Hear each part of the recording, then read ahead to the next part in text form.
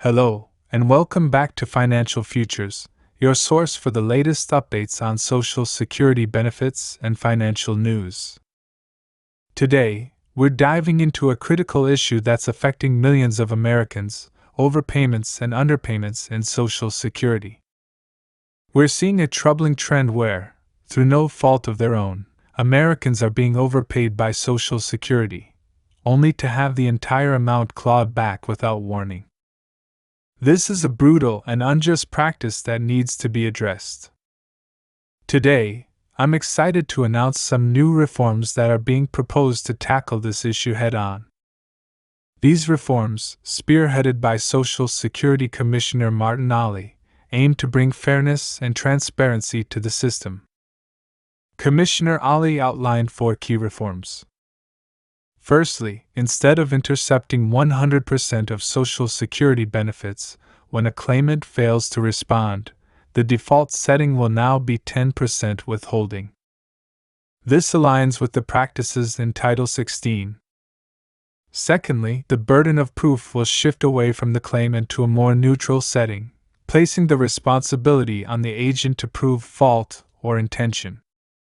Thirdly, the repayment period will be realigned to match the Veterans Administration, allowing for a 16-month repayment window.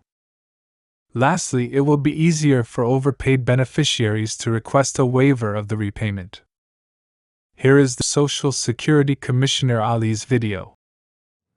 Mr. Chairman, thank you very much. It's an honor to be here, and thank you for your leadership. Thank you for your concern, your compassion for people among us who really need their neighbors to care about them. I think all of us on your panel would agree that there probably is no more important program our country's ever created that expresses our compassion for our neighbors quite so much as Social Security.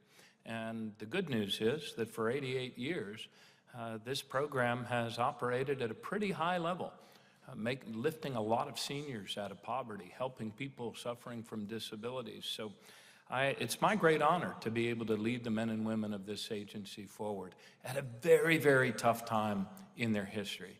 Mr. Chairman, Ranking Member, I have been on a learning curve, a steep learning curve for the last 90 days. I have visited all 9 regions. I have yet to get to the Wilkes-Barre dock, but that's next on my list. And thank you for surfacing the concerns of those hardworking men and women who do such critical work, not just for, in their own region, but for the whole country. But I have done town halls with employees in 9 different regions. I did that over 16 days in January. I sat side by side with workers on the co-pilot headset, if you will, in the teleservice centers, on the other side of the glass as our frontline workers were interviewing people. And the most important 2 things I learned were these. Number 1, there is a deep commitment among not only the senior executive service of Social Security, but throughout the agency, a deep commitment to the mission of this agency. And that, as former Senator Mikulski said to me, is probably the most important asset that I have as the new leader of this agency. The second thing I learned is this, and I saw the symptoms of it very acutely on the front lines. Social Security is now serving more customers than ever before, with fewer staff than they've had in 27 days. And it is true that our ability to serve our customers is the intersection of people, process, some policy, and technology. And all of those things come together. Yeah, I was surprised to learn that Social Security now operates on less than 1% of its annual benefit payments. And this operating overhead has effectively been reduced by about 20% just over the last 10 years. In other words, in 2018, when you looked at our overhead as percentage of outlays, it was about 1.2%. In the president's budget, which is a solid step in the right direction, it is 0.96 of 1%. So what is the result of that? The result is that we are in a customer service crisis, with people waiting on average 38 minutes for the 800 number agent to answer their call. People with disability waiting nearly 8 months on average, some states better than others, but on average 8 months for a decision on their initial application, and then another 7 months for the ALJ if they have to appeal it to an ALJ hearing. So clearly, we can and must do better. And these are some of the things that we are doing about it and already in motion.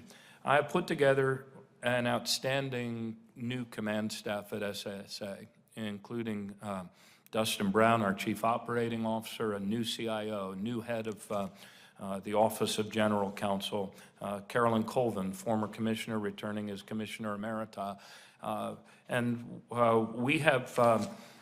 We have launched within 30 days a new performance management regimen, which we call SecurityStat.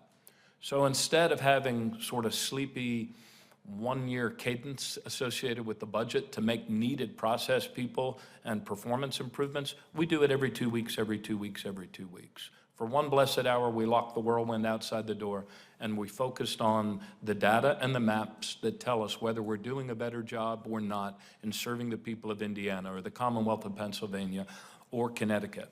One of those hours exclusively dedicated to field operations, the next one exclusively to the 800 number, and so on. We tackle other pressing challenges, including the wait times for initial disability determinations. That's one of the focused hours.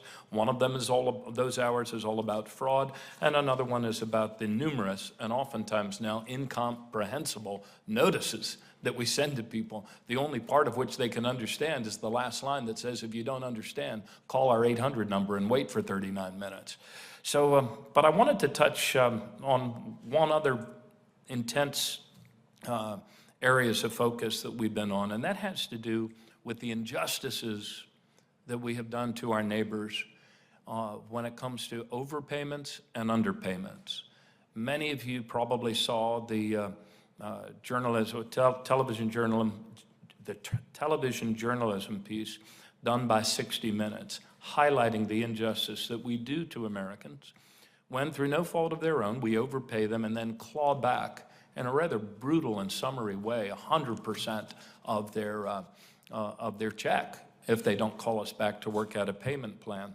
So Congress and the law requires that we make every effort to recover those payments, but doing so without regard to the larger purpose of the program can cause grave injustices in individuals, and we have to fix these. So today I'm announcing before your committee, Mr. Chairman, some new reforms. Many of these reforms came from our own employees on the front lines. First, instead of intercepting 100% of Social Security benefits when a claimant fails to respond to a demand for repayment, that default setting will now be 10% of withholding, which is what it has long been with regard to Title 16. Secondly, we are going to shift the burden away from asking the claimant to prove that they were not at fault, instead to a more neutral setting, so that the agency has the responsibility of putting forward if they believe that there's some intention on the part of the claimant or some fault. Third, we are going to realign our period for repayment, which traditionally had been 36 months, and we're going to realign that to what the Veterans Administration does and allow for a 60-month repayment window. And fourth and finally, for now, we're going to make it easier for overpaid beneficiaries to request a waiver of the repayment. So the American people, in conclusion, work their whole lives to earn the benefits of Social Security, but there's something else they've already worked for, they've already paid for, and they've already earned. And that is a decent level of customer service to access those benefits. And the good news is that if we were allowed once again, from the same FICA dollars, which were not paid in a discretionary way in paychecks, if we were allowed to operate on 1.2%, we could restore customer service in all of your states, and we could do it pretty quickly. The President's budget invests in Social Security for the people of our nation. It includes a 9% increase over what we were allowed to spend. I hesitate to say appropriation because we haven't had an appropriations hearing in 9 years. But the President's budget includes a 9% increase over what we had last year been allowed to spend for our operating expenses to $15.4 billion. And we look forward to working with you to sustain funding increases so that we can get back to serving the people with the customer service they've already earned, they've already paid for, but they're being denied. And we can do so without adding a penny to the deficit. Thank you very much. What are your thoughts on these reforms? Do you believe they go far enough, or should more be done? Let me know in the comments below. Beyond overpayments and underpayments, there's also a pressing need for increases in Social Security benefits across the board. Many recipients are struggling to make ends meet, and these increases are long overdue.